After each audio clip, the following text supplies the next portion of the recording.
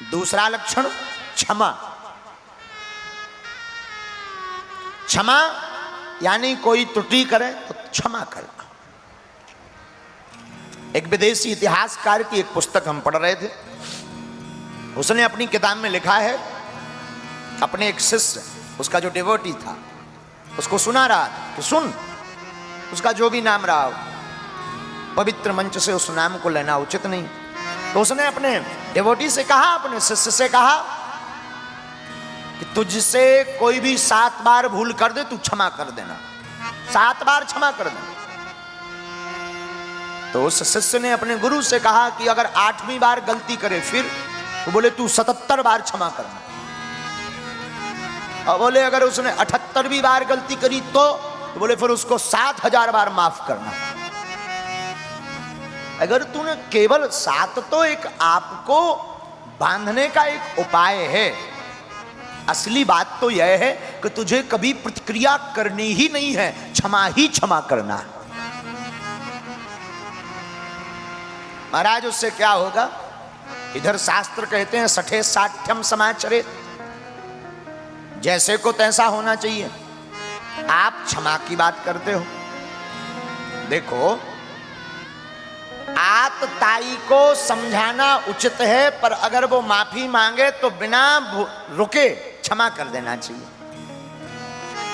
आप रामायण पढ़िए तो एक प्रसंग है, लागी दया कोमल चित संता, नारद देखा बिकल जयंता। रामायण में एक प्रसंग है जयंत का। इंद्रपुत्र जयंत भूल करता है, सीता चरण चौंच हति भागा, श्री जानकी जी के चरणों में प्रहार करके भागता है। भगवान एक तिनका उठा करके जयंत के पीछे मार देते। जयंत तीनों लोकों में जाता है, अपने बाप इंद्र के पास जाता, बचाओ बचाओ पिताजी, कोई बाण पीछे लगा। इंद्र ने कहा चिंता मत करो, हम हैं। लेकिन पूछा ये बाण किसका है? बोले राम जी का। इंद्र बोले भाग रहे कि दूसरों, हम पीछे से छोड़िए। जयंत बोलो अपनो बाप सगो नहीं भाव, अब और कौन होंगे। जयंत भागा भागा भोले बाबा के पास गया, हे विश्वनाथ त्राहि माम पाहि माम पाहि माम, बचाओ बचाओ बचाओ। भोले बाबा त्रिशूल लेके, जयंत क्या हुआ? बाण लगा पीछे, बचाओ। हाँ हाँ हाँ चिंता मत करो, हम अभी रक्षा करते हैं।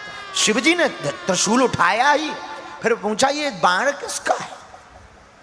बोले राम जी का। शंकर जी बोले भाग रहे कि त्रिशूल ठोकिए।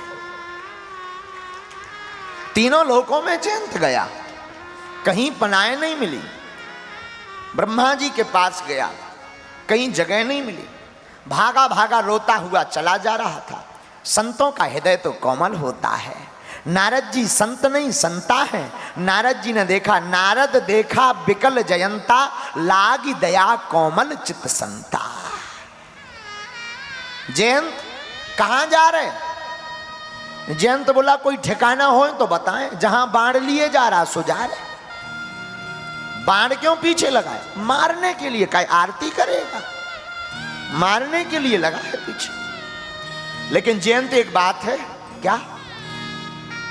अगर बाण को मारना होता तो ये कभी के प्राण ले लेता। तुम पिताजी के पास रुके, शंकर जी के पास रुके, उतनी देर में ये प्राण हरण कर लेता। अभी तुम ठहर गए तो बाण भी ठहर गया है। जयंत बोला अब और लंबी आफत, पीछा छोड़ नहीं रहा, प्राण ले नहीं रहा। प्राण ले ले, झंझट खत्म, या पीछा छोड़ दे। नारद जी ने कहा जयंत ये बाण मारने के लिए नहीं लगा, ये बाण सुधारने के लिए पीछे लगा है।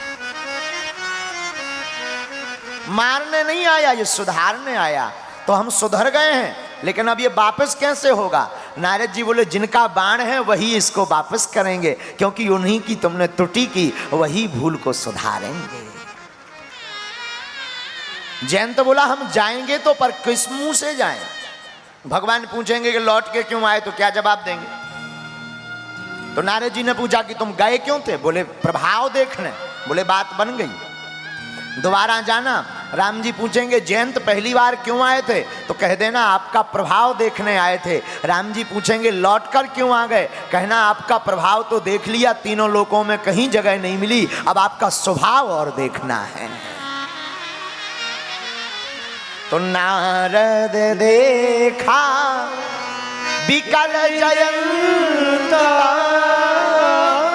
लागी दया कोमल चित संता। और राम जी के पास जयंत भागा भागा गया। एक जगह हमने रामायण में तो ऐसा भी पढ़ा है, विद्वान लोग क्षमा करना, एक जगह रामायण में वर्णन आया कि जयंत ने जानकी जी के सिर्फ चरणों पर प्रहार नहीं, वक्ष स्थल पर भी प्रहार किया। और मां इतनी सरल है कि मां ने बताया नहीं राम जी से, लेकिन जब वो जयंत ने वक्ष स्थल पर भी चोंच मार दी मां के, और रुधिर बहने लगा और पंजे से वक्ष स्थल के रुधिर को खींचने लगा, तो उसकी पंजे की बूंद राम जी के शरीर पर गिर गई। और जब राम जी ने देखा ये रक्त कहां से आया, जब गौर से देखा तो अरे ऊपर जयंत कांव कांव कर रहा था। तब राम जी ने बाण छोड़ा।